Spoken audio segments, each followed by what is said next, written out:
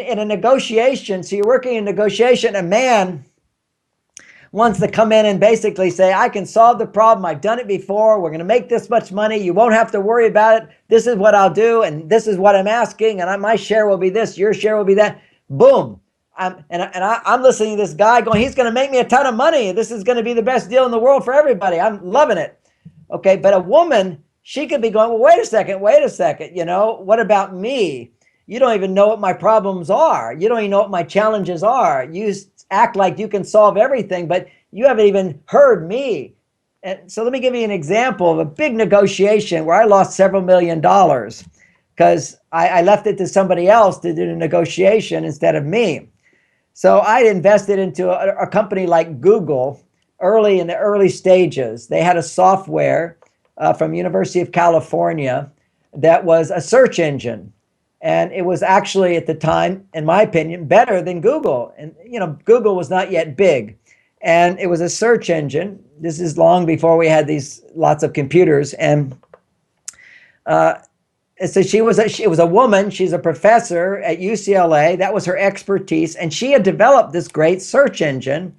And they wanted investment. And I said, okay, this is the future. I thought it was a great idea. And my neighbor is a man who had just sold his company for $300 million. He had sold another company for $100 million. And so this was like big business guy. And in order to go public with a company, you have to have a CEO who has proven himself. Okay, so people are going to go public with something.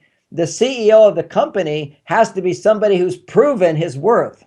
He's done it before. And so this neighbor of mine, he's proven it. And he looked at the software company and he said, this is great. And he put his stamp of approval on it. He says, I'll get a board of directors together of famous people. We're going to sell this. We'll go public with it.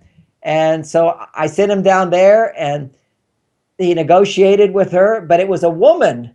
And he went into the board meeting with all these men and this woman. And he says, I've done this. I've sold companies. I can do this. I can do this. And she would say things, yes, but we're not those companies. And he kept saying, no, we can handle it. No problem. And all the men are going, fantastic. He can handle it. No problem. He's done it before. We're all going to get rich. We're going to go public. He's done it. And she said she would not do the deal. She was offended by this. It was like her baby. And she was not going to hand it to this, in her mind, jerk who thought he was better than her. And the woman ruined the company. It went down because of her.